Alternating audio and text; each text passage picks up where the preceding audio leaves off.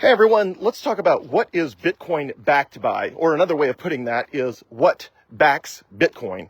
The quick summary is that Bitcoin is backed by humanity's need for money as a technology to avoid what's called the double coincidence of wants, which is what makes barter so unworkable.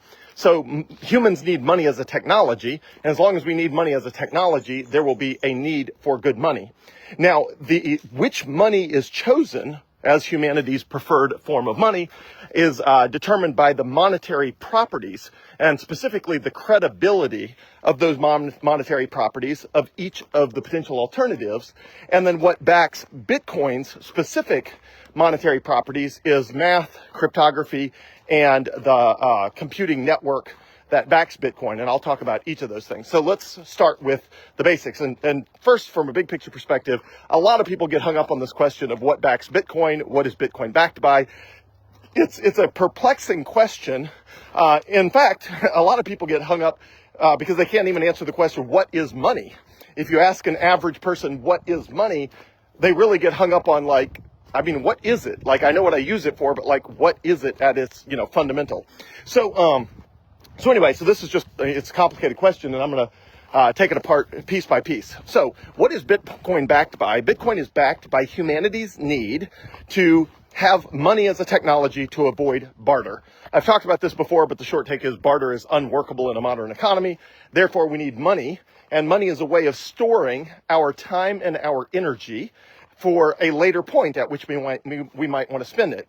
Or it's an opportunity to store our time and our energy so that we can transact from a different person than the person we work for, to transact to buy a loaf of bread or a car or whatever it is.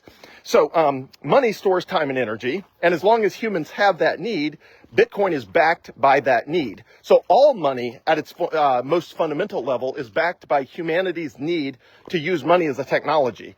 If a future reality emerged where humans no longer needed money because there was no longer any scarcity in the world, everything was plentiful, everything was free, nobody had to work, and all the machines ran and fixed themselves and all that sort of stuff, and land was plentiful and all that sort of stuff. If everything was truly unlimited, humans would have no need for money, which is probably, in my case, I would say, hey, maybe in heaven one day there will not be money because, what would you need to buy? What is scarce that you would need money to buy? Because, money is a way of allocating how you value things in a world that is scarce.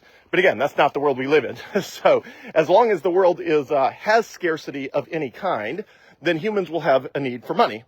Okay, so what is Bitcoin backed by? Bitcoin is backed by humanity's need to use money as a technology and the value of using money as a technology as compared to barter. Okay, so what backs Bitcoin more specifically?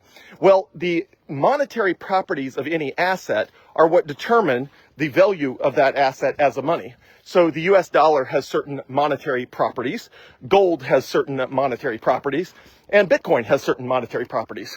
And the best white paper to read related to this is put out by Fidelity, one of the largest asset managers in the world.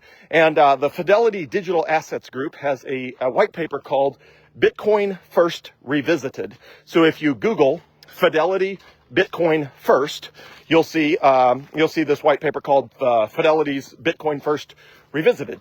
So Bitcoin First Revisited has a table on page 4, and I'll show you what that, I printed it out, so I'll show you what that looks like. So on page 4 is a table, and that table shows the various monetary properties of different assets. So let's see if I can show it to you here. The table looks like, you can't really see it there. Anyway, table looks like that. It's kind of hard to see. Again, I'm holding a dog leash. I'm holding too many things. So, but anyway, in that table, it shows gold, Bitcoin, and fiat currencies.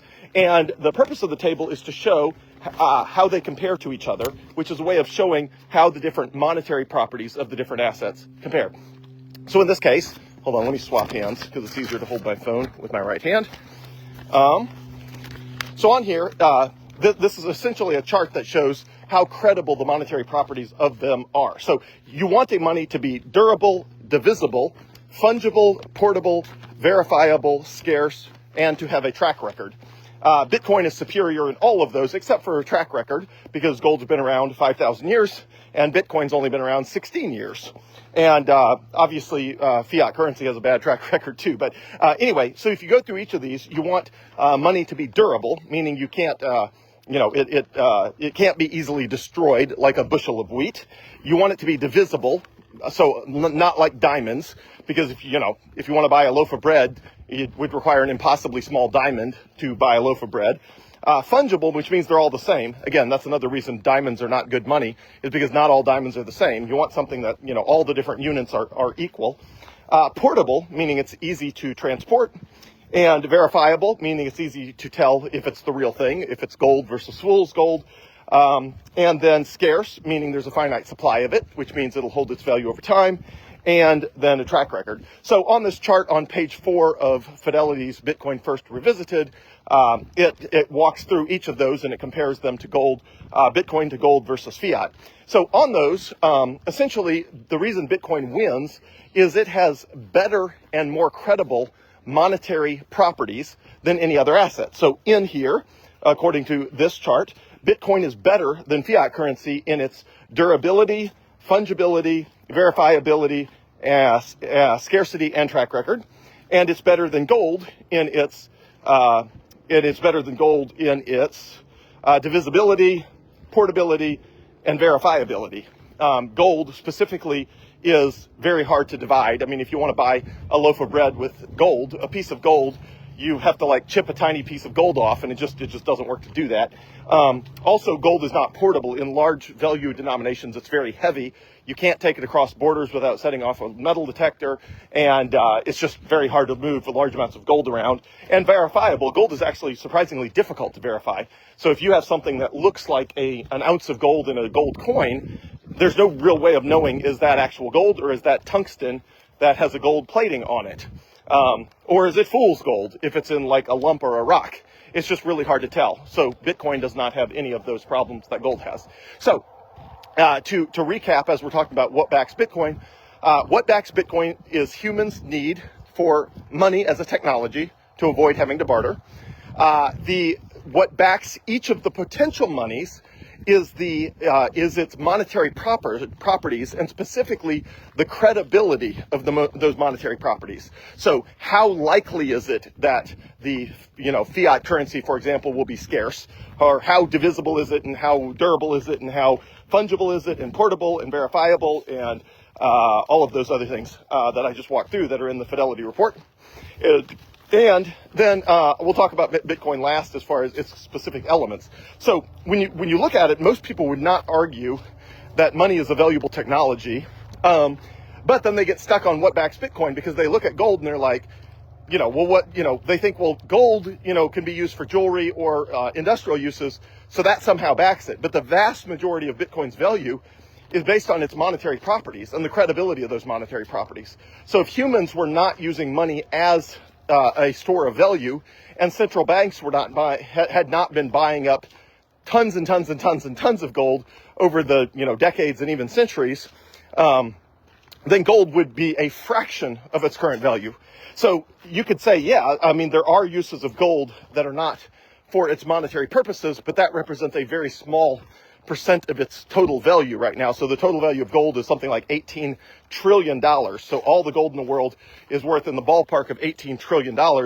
And the vast majority of that is because of its monetary properties and the credibility of its monetary properties. Only a very small part of that value is due to jewelry and industrial uses. And then when you look at fiat currencies, people say, oh, but the US dollar is backed by the full faith and credit of the US government. Well, the U.S. government is $36 trillion in debt, so, good luck with faith and credit right there. And also, the U.S. government, it can't make you use an asset. So they can make you pay taxes with an asset, but any asset can be converted to the government's preferred form of money right before you pay taxes. So if somebody says, well, the U.S. dollar will always be strong because you always have to have U.S. dollars to pay your taxes, it's like, yeah, but so that was the case in every regime that failed. Every failed currency throughout history, and eventually all fiat currencies always fail, Every fiat currency throughout history has had the same thing. The government that controlled the fiat currency required you to pay your taxes in it, and eventually they hyperinflated the currency, and everybody just converted something else, some asset, real estate, gold, stocks, bonds, whatever, they converted that to the local asset before they paid their taxes. So the fact that you have to pay your taxes in a specific fiat currency really is not a meaningful reason why that currency will ever have value.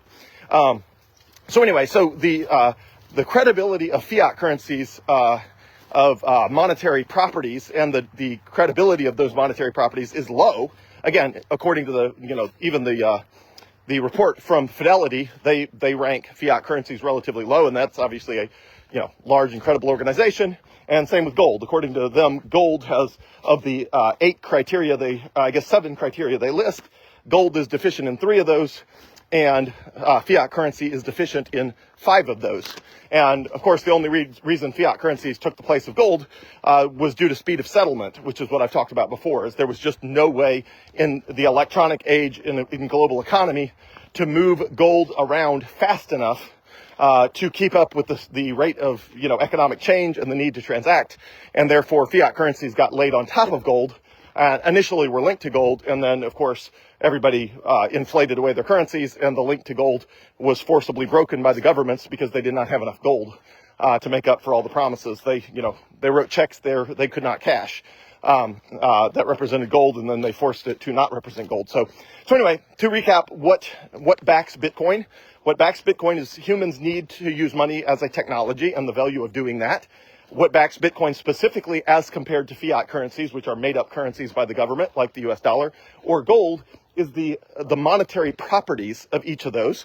And again, for a table of that, of fiat versus gold versus Bitcoin, refer to page 4 of Bitcoin First Revisited, which is a fantastic read, the entire report, but there's a table on page 4 of that that'll give you the specifics. And then what backs Bitcoin, specifically is the credibility of its monetary properties, which is backed by math, cryptography, and a massive computing network. So I posted something about this on Facebook within the last couple days under the same sort of heading of what backs Bitcoin, but I'll cover a few highlights in that. So Bitcoin is run by the largest, most powerful computer network that humans have ever built. That is what makes sure that there will only ever be 21 million Bitcoin. The Bitcoin protocol is based on math and cryptography that has never been cracked and never been hacked and never been broken. And if the Bitcoin protocol or the cryptography behind it is ever compromised, the same would be true of bank accounts and everything like that. So if the ability to encrypt information, including Bitcoin, is ever broken, that'll obviously you'll have a lot bigger problems than just Bitcoin, which is, hey, you can't transact on the internet anymore, and all of your bank accounts are now, open to the public and all that sort of stuff. So anyway, Bitcoin is backed by cryptography and computing power, an epic amount of computing power that uses a fraction of 1% of all of the electrical power in the world, but that's still a massive, massive, massive amount of computational power that backs the Bitcoin protocol. And then ultimately, in addition to math, cryptography, and the world's most powerful computing network, Bitcoin is backed by the hundreds of millions of people who believe in the credibility of its monetary properties, I being one of them. And those people are buying Bitcoin because they understand that humans are going to need money, and this is a better money. And for those of us who have been using Bitcoin for years, it absolutely is a better money. You can use Bitcoin, and it's a currency that the government cannot debase, they cannot inflate away. And at any given point, you can look at how much Bitcoin you own. You can know what percent of the total 21 million Bitcoin that will ever exist that you own. And there's no way that ratio will ever change.